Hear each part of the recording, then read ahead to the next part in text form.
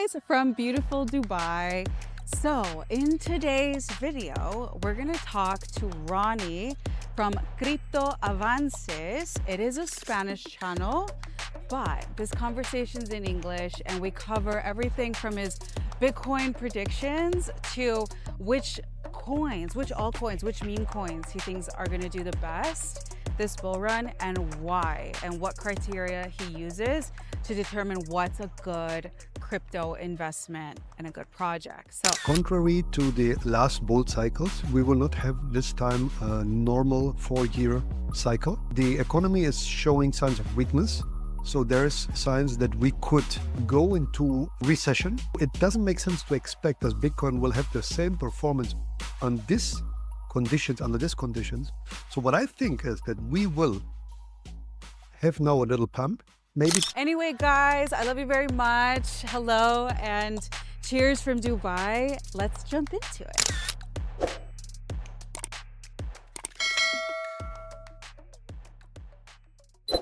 All right. Well, thank you for joining me today, Thank Ronnie. you for inviting me. Yes, absolutely. So Ronnie, for those of you who don't know, actually has a channel in Spanish. Yes. What's the name of your channel? Cripto Avances. Cripto Avances, or like Advances in Crypto. Yeah, exactly. And what's so interesting of Ronnie is that he's actually German, but he, I guess, spent a lot of his life in Latin America. Latin America, Spain. And Spain, speaks perfect Spanish. Sometimes he corrects my Spanish because I don't necessarily have a vocabulary in Spanish for crypto because it's really quite different than everyday language. So anyway, it's a complete honor to have you on my channel. Thank you. Okay, let's just get right to the nitty-gritty. What everyone really wants to know. And that is, what would you say is your price target for Bitcoin this bull run? And when do you think it's going to start? Okay, I think that contrary to the last bull cycles, we will not have this time a normal 4-year cycle. I agree. I think that I saw the interview with Kyle and Arthur Hayes, and it makes a lot of sense for me what they're saying. And I'm also watching other sources because normally the normal way would be now it's a year after the halving.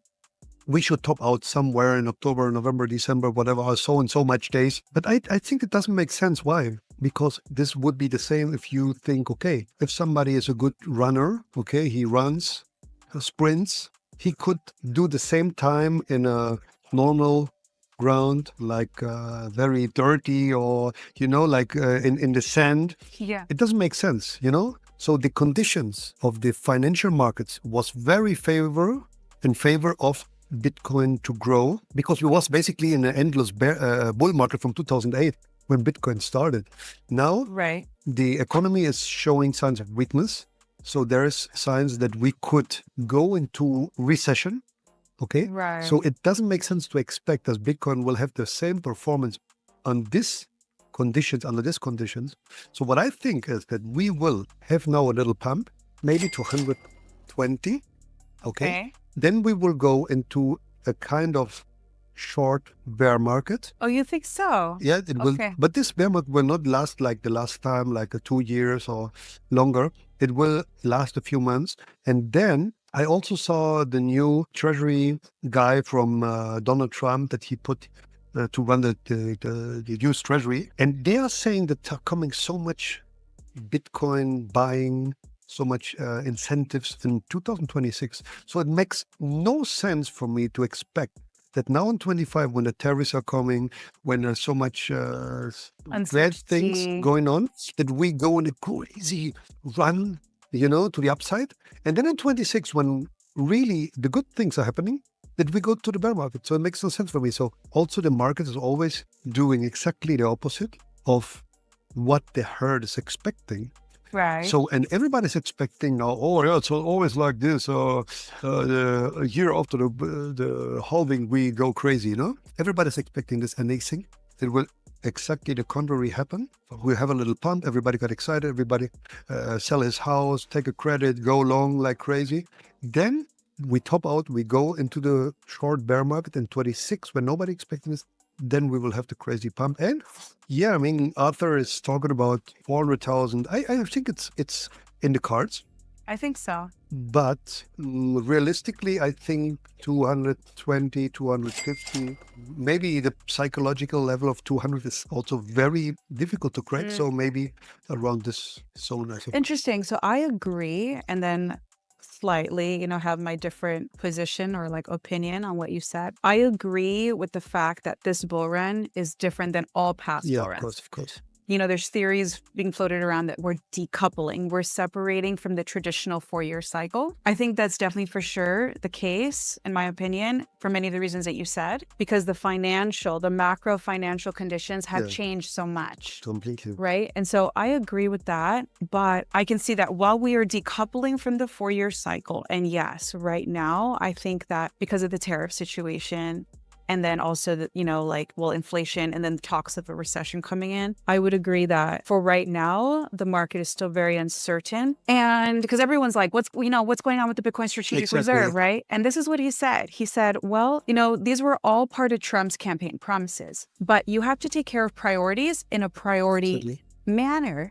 And right now, there's 2 key things that Trump's trying to, as a priority, solve. And that is this whole war situation with Ukraine and Russia. Yeah. Even though he keeps saying it's not our war, but it affects the whole world, right? We're all connected. So that's one, that's a top priority. And then the second is the tariff situation. Yeah. Because that's fundamental. Then, and that's what I believe it was Lutnick. He said, once we can solve those 2 things, then the conversation will shift on a priority on the Bitcoin strategic reserve. Once we can shift gears into Trump and the whole administration and Scott Bessent buying more Bitcoin. We can talk about it, we think about it together, and I think that's why we've been able to deliver so quickly on the campaign promises that Donald Trump said.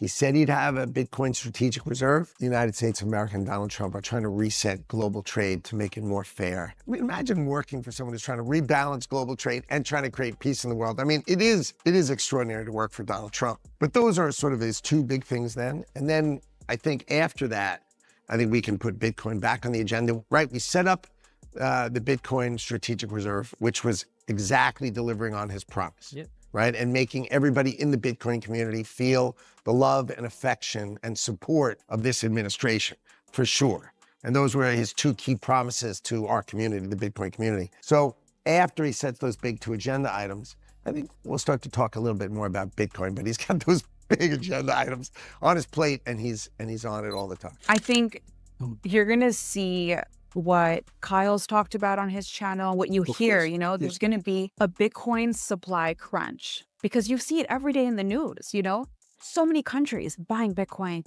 Bhutan, who knows who, like they're buying so much, like they're buying more than is even being mined or produced daily of Bitcoin. So there's going to come a point where there's just not going to be enough Bitcoin available, once we can get this whole war situation with Ukraine figured out. One way or the other, right? And then this tariff situation also gets handled, I think will happen sooner than later because no one wants a failing economy. And like Trump is a business guy. And then China, there's that book, I forget who wrote it, like The Art of War, It's like you have 2 deal makers. Soon, They're battling each other with their own strategies. But right now, I think it was today, I saw China's stock market is down 45%. 45%, like they're returning our cargo ships and we're returning their cargo ships. So I think there comes a breaking point where eventually a deal will be made. And I think once it's made, it's going to bring relief to the market. I think so. And then once we can shift gears and start buying, like enter full gear into like the Bitcoin strategic reserve. Yeah, then it goes banana. I think then it's game on. Plus, there's talks also of Jerome Powell finally being forced to cut interest rates, which we know always kicks off the market, So I think that once it kicks off, kind of to your point a little bit, I think that Bitcoin, once it starts pumping higher and then higher, I think it's almost going to be ongoing. I think Bitcoin's going to just continue to go up in value. There'll be like little corrections, but it'll ultimately continue to like just go up and up and up in value. And I think we may like completely break away from this whole 4-year cycle thing. Yeah, there are one very, very important point to consider is the Bitcoin strategic reserve that they already created right now Right. It's just saying or just doing to not sell their Bitcoins that they have confiscated. Right. Okay, so it's not producing selling pressure, but it's also not producing buying pressure. Yes. But in the future, they will buy Bitcoin. So beside of not producing selling pressure, they will produce buying pressure. And then what happened?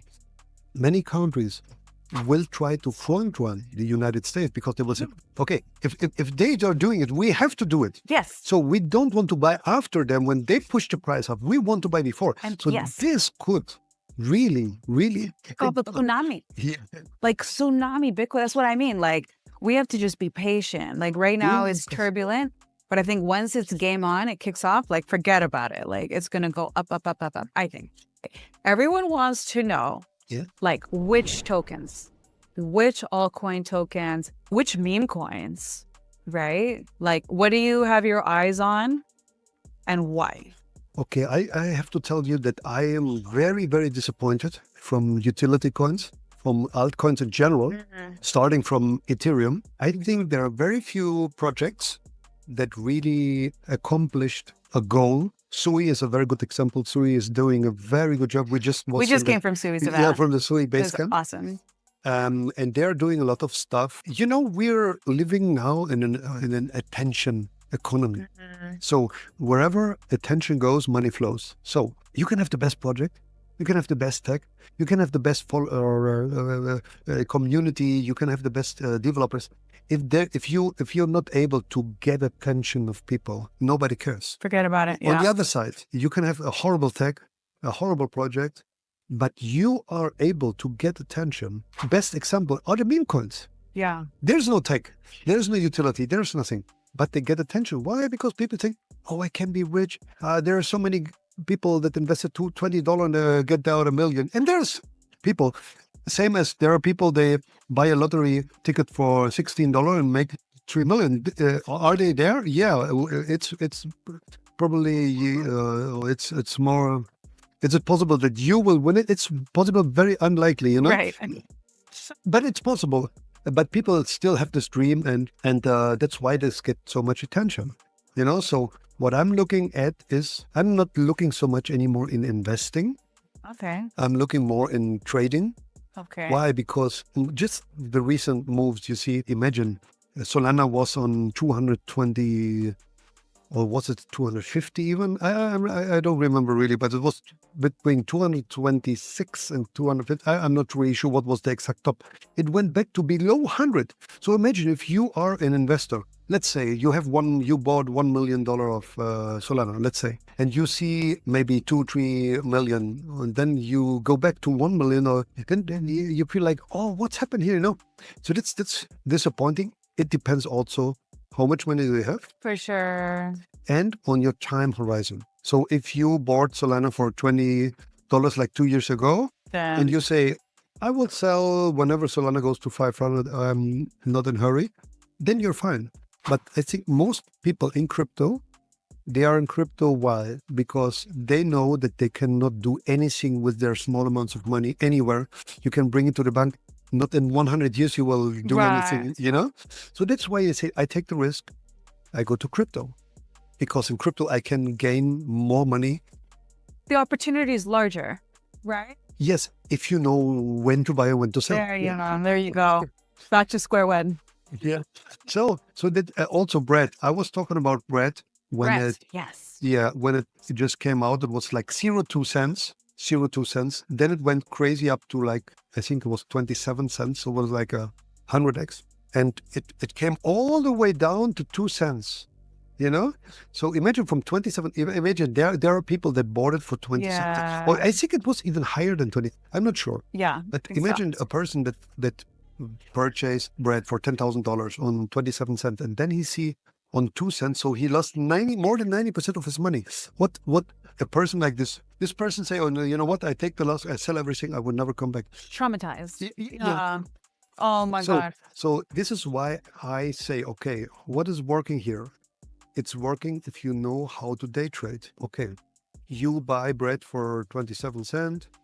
then you see it on 26, on 25, you buy some more, you still back again up to 26.50 and you make already profit and you take it out, I think investing on crypto like we know it from the last bull runs is not there anymore. It's a different approach. And, The market's changed a little bit, I think. The problem is, and you tell me if you agree, how was the flow of onboarding in the last bull cycles? People heard about Bitcoin. Bitcoin is going up. Oh, where can I buy Bitcoin? They bought Bitcoin. Bitcoin went up. They make a little bit of money. They say, okay, I sell it. I have some money. Where do I throw it into? Oh, yeah, there are other coins like, look here, CoinMarketCap, the first 10, they might be good. Solana, BNB, Polkadot in this At the time, moment, yeah. So then they put there, and these altcoins, they even went up more quick. They made more money. They was happy. They told all their friends. Yeah. The friends came, oh, I also want to make money. Then they started to invest in smaller caps, mid caps. They make more money. And then like in micro caps, and they make even more money because this micro caps went banana. So this was the normal flow of the capital, Right. Right. But now how is it? People see, oh, there are meme coins. We can make money with meme coins. Meme coins are everywhere. Even see how they do marketing in Las Vegas. So normies can onboard very easy with meme coins. So they are not going to Bitcoin anymore. They just immediately go to the high risk meme coins, people without any experience. And there are some people with experience. They lose all their money. And they say, okay, I'm out. I will never come back. Then they're done. So, and I think this is the biggest problem why we have not seen this crazy pumps altcoin season, because people just come, lose their money with meme coins, and they go. That's it. Interesting. I would agree. I would agree in large part. I would say right now we're still in a Bitcoin market. Yeah. For those that are, following more experience, following macro news, sort of like family funds, people that are watching what's happening with the ETFs. I think we have big mass adoption on the top sort of, like rich people of the world. But then on the meme coin side, I would say meme coins at the moment, like right now, they're still kind of dead, right? But I do agree that once Bitcoin can really fly, because right now we've still kind of just been sideways trending, right? Like Bitcoin hasn't really broken out. I think if we can break past 100,000, then we're going bananas again. Then we'll go higher. And I think once Bitcoin starts flying, and if they can cut interest rates, for some miracle, this whole thing with Russia, Ukraine gets solved. Hopefully. Then I think attention will shift. I think Bitcoin will fly. And once Bitcoin's flying, to your point, I think that, it'll be meme coins again. I think so. But that brings me to a really good point. And that is that, and you brought this up, right? It depends on your mentality as an investor and how much money you have, right? Like, what's your risk appetite? Like, if you have money, I call it your throwaway money. Like, it's your gambling money. Like, if you have money that you don't need to live, you don't need for bills, you don't need for your future and your kids and stuff, then that money, it's not financial advice, but once meme coin season kicks off, I would say you're better off there. But this brings me to my next question, right? Which is, how do you know a good meme coin? Like, how do you evaluate it? Like, what are your criteria?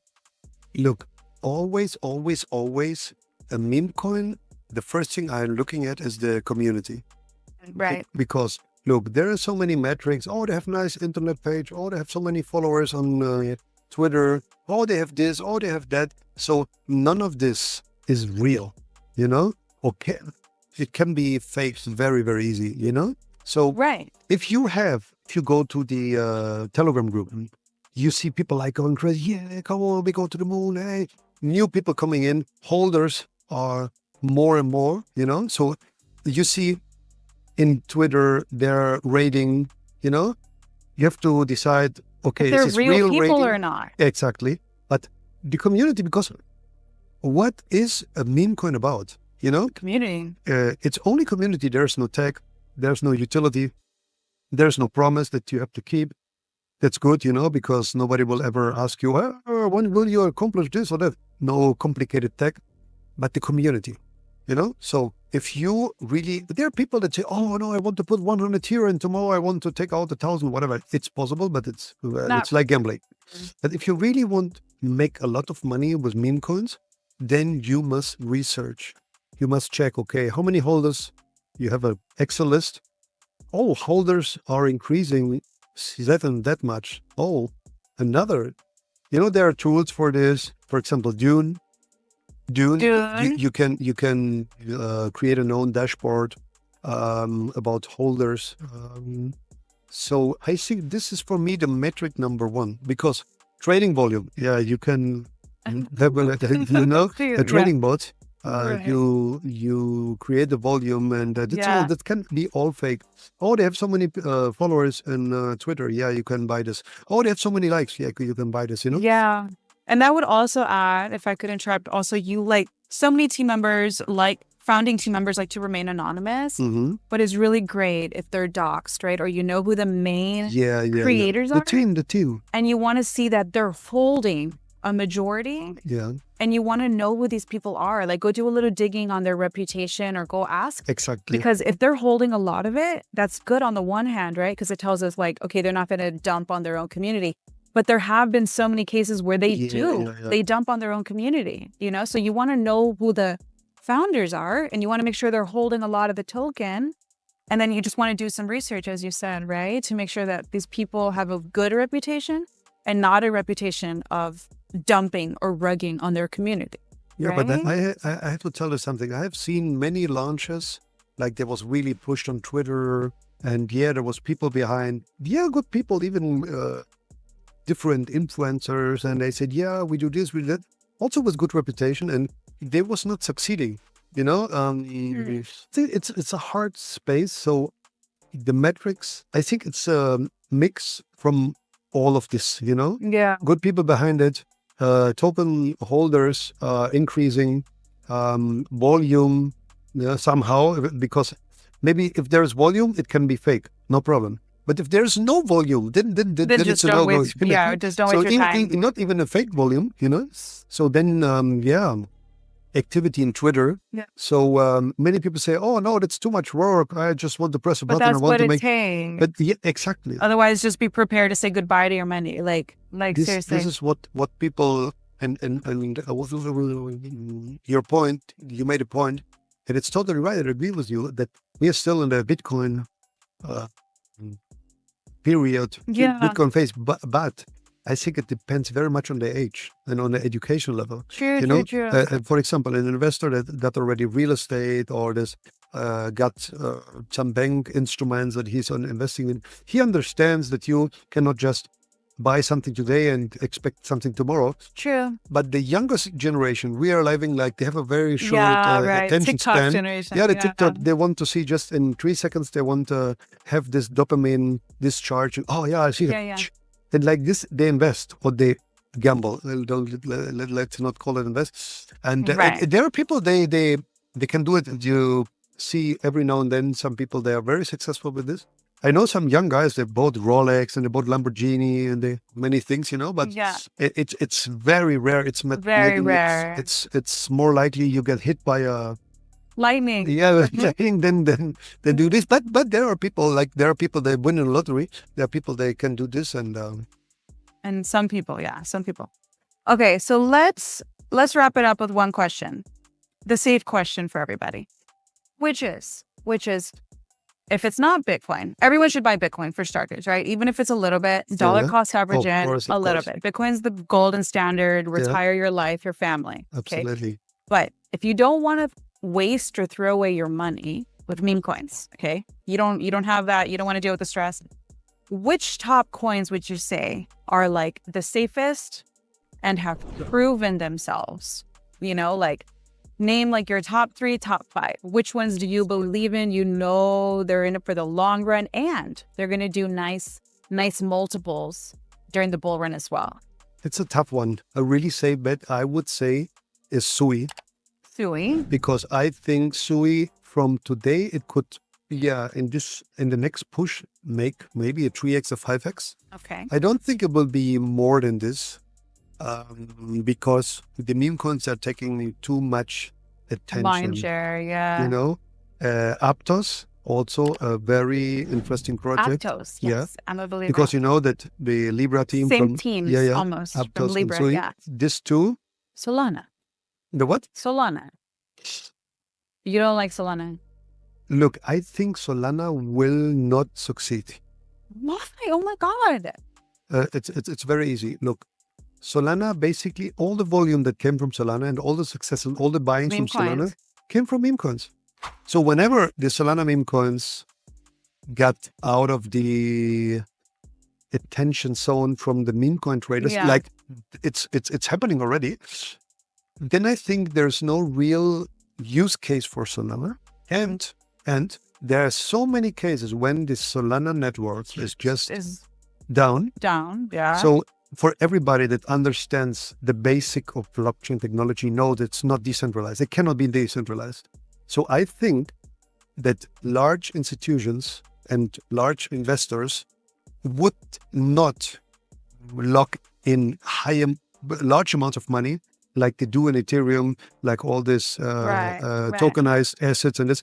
They would never do it in Solana, because if you see it's not 100% decentralized, so they could just block your token, they could block your transactions. Yesterday, I wanted to just send some USDC with Solana and say, oh, no, the Solana network is too slow right now, so use another blockchain. Another coin that I think will do very well now is the Abstract. Abstract. Yeah. I've heard of Abstract. Abstract blockchain. This is from blockchain? from the guys that did the Pudgy Penguins. Oh, okay. Yeah, I'm not sure if they did already the token launch. Abstract. I think they are going to launch into airdrop, but this is a huge project. It's like the green blockchain. Did you see the green blockchain? They did this the MemeCoin Penguin. They launched this penguin and it went like it went to 2 billion market cap. Oh my gosh. And this is a project. Why I'm very bullish on this. They have actually a huge community, a user base, and they're making money. They have a product that make money. Tell me a crypto project that really makes money, that have paying customers. Right. That outside crypto. Okay. So they have marketplaces. I think they have now they start something together with Walmart. They integrated Walmart. They have an app where all the community, they can buy products and they actually make money. So they have income streams. So, and they will buy back their token with this money. So that's why Abstract, I think this could be something very big, and it's totally under the radar. Yeah, I would say. Thanks for the alpha. Okay. Okay, guys. Well, now you know Abstract. Yeah. Abstract chain. I will make a video on this. I'll do a deep dive for you so you can learn more about it yourself. But anyway, I would also throw in Chainlink. Okay. I love Chainlink. It's connecting all the financial systems, so cool. I would throw in Chainlink. But anyway, thank you so much for taking your time and sharing your perspective and your thoughts. Yeah, very valuable. So thank you. Thank you. Khop khun ka, the way you say it. Khop khun kap. Khun ka. I hope to be on your channel again. And yeah, I also... Maybe next time in Spanish. Yeah, I would like to invite you to my channel. I would love that. Thank you. Okay. Thank you very much. Well, thank you, Mr. Ronnie. Thank you. Thank you.